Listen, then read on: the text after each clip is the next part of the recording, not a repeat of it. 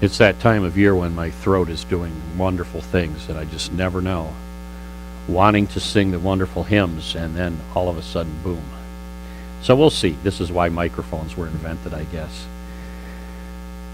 This gospel lesson this morning is about Jesus calling some of the disciples to abandon everything and follow him, or at least to come and follow him. So you got Peter and Andrew and James and John, and it says that at the very end, they pulled the boats up on the beach and left everything and followed him. And for ages, they've been used, this incident has been used as the model for recruitment of people into the ministry or into the work of following Jesus.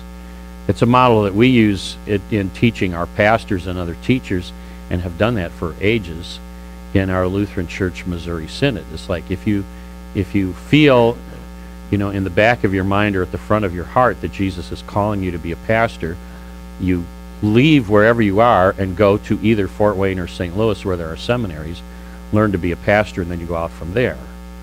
Okay, that's been the model for ages. We do that with teachers also, and deaconesses and other church workers in various ways.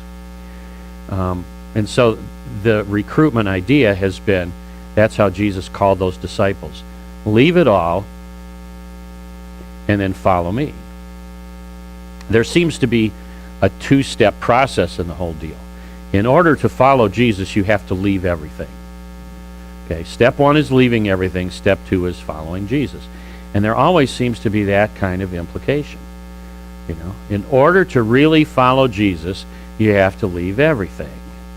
And we hook this one up with the other one, with the rich young man, that came to Jesus one day and said, "What do I need to do to be saved?" And Jesus said, what do the commandments say? And he said, "Oh, I've kept those all since I was a kid." And Jesus says, "Well, the only thing left to do is sell everything you have and give it to the poor, and then you come and follow me." And he wouldn't do it. He just was like, "Man, no, I can't do it." He was so attached to his possessions, he couldn't give anything up. So for some reason or other in our minds, we hook these two up and say, in order truly to follow Jesus, you have to give everything up and follow him. And that means that we end up imposing a sort of an implied guilt on everybody, saying, if you don't do that, you're not really following Jesus. Okay? Kind of like when Peter says to Jesus, there's a point in him, "Well, look, Jesus, look at all the stuff we've given up to follow you." And Jesus kind of puts him back down and says, "Yeah, no, never mind about that, Peter." Okay. There is truly something to be said about that, giving up, because missionaries have to give up in order to go to other countries, that kind of stuff. In our case, didn't become missionaries, but when we got married, we were engaged 2 years before. My wife and I were engaged 2 years before I went to the seminary, so this was never part of the deal back then. It was not on the horizon that I was going to become a pastor. I never had the call as a teenager to be a pastor, so she didn't know. But she went along with it anyway. And then after we got married, we went to the seminary, and our two kids, our two oldest ones, Matt and Katie, were born while I was a student at the seminary.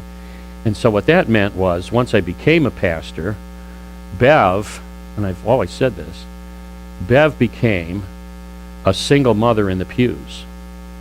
And she raised our kids as a single mom in the pews.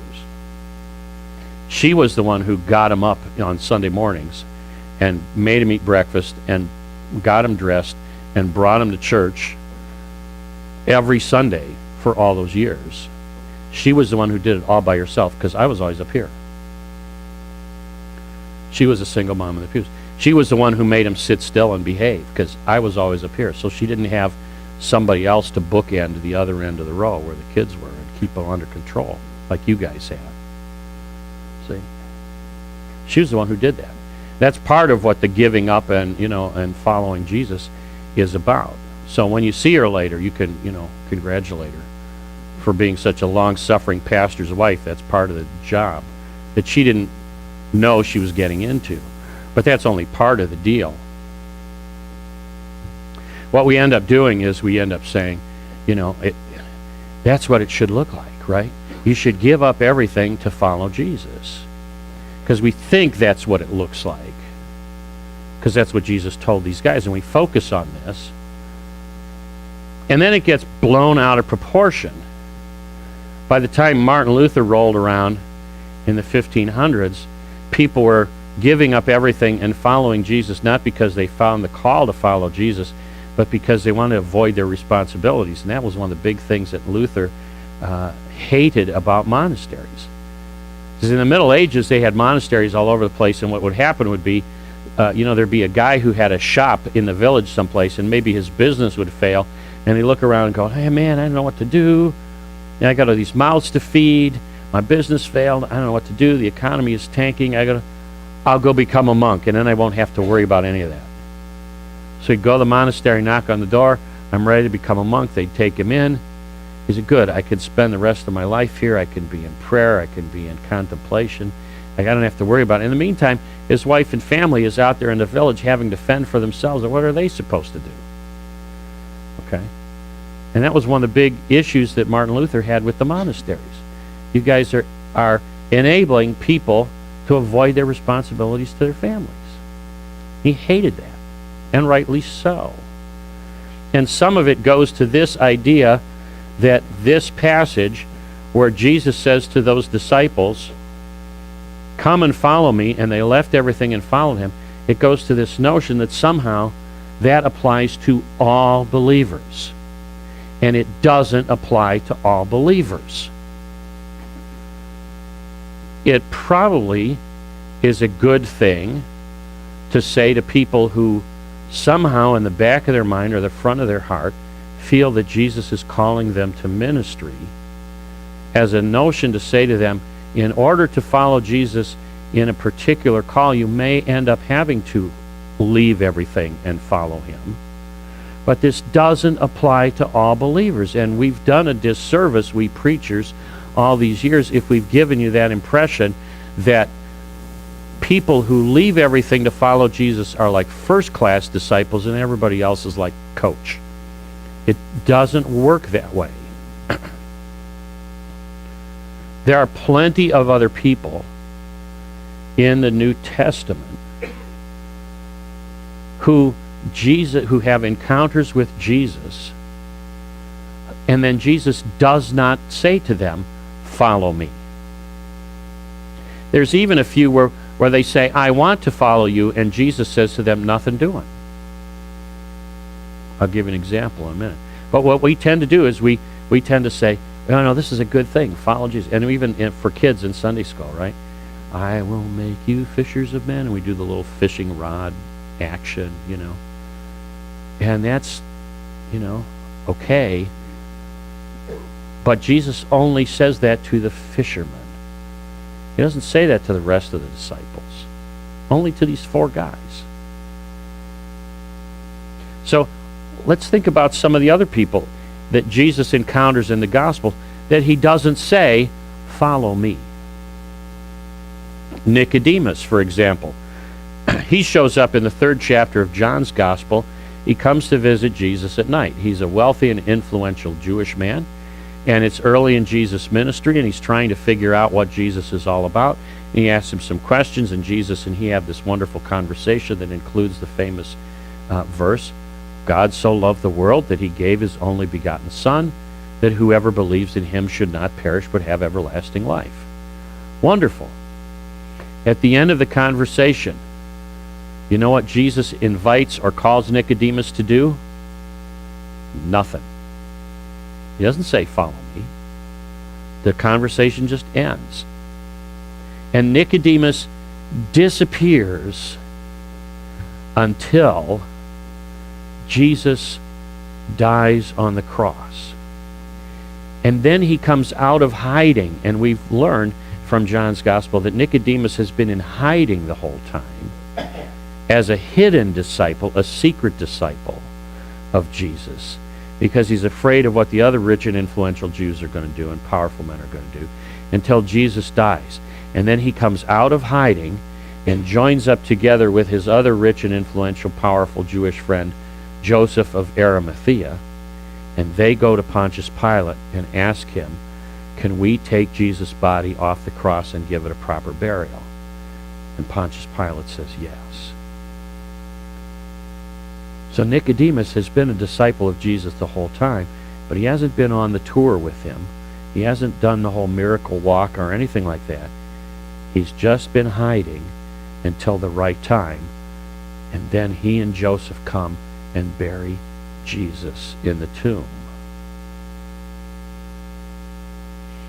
As we go through the Gospel of Luke this year, we're going to come across a couple other people. We'll get to chapter 7, and we'll see Jesus coming through a town called Nain, and he comes to a funeral procession. They're taking out a young man from the town, and they're going to bury him. He's dead. They're going to bury him. And he's the only son of his widowed mother. Now, in a culture where there's no Social Security, and she probably lived with him, and he shared his home with her and was her support and all that other stuff, that was not only going to leave her without support, but was going to leave her without an income, probably make her homeless pretty soon, dependent on the charity of other people, absolutely with nothing because he died. So Jesus comes to the funeral procession, tells them to stop. They stop. He puts his hand out on the thing that they were carrying this young man on. He puts his hand on him and tells him to get up, and the young man comes back to life and sits up. And then Luke says, Jesus took him and gave him back to his mother. Okay?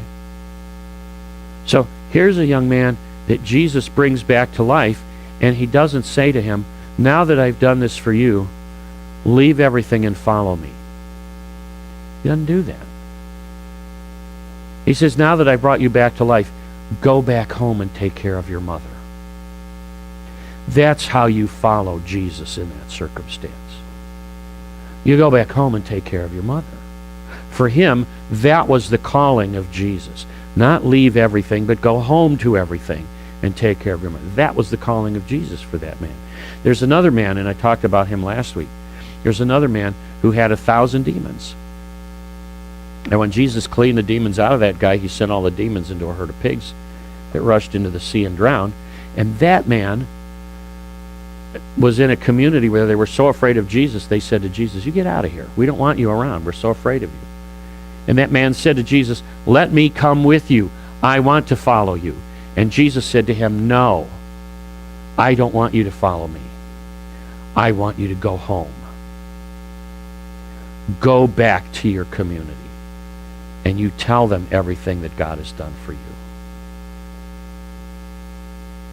Now, I'm pretty sure that Jesus knew that that man was never going to see Jesus again in his lifetime.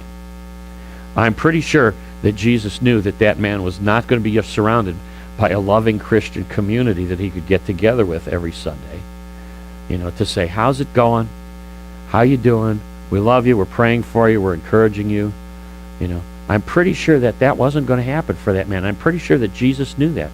In fact, I'm pretty sure that Jesus knew the people in that community were going to be real suspicious of that guy for a long time, just like they were of Jesus in Nazareth. To this day, we know that guy as the guy who had all those demons.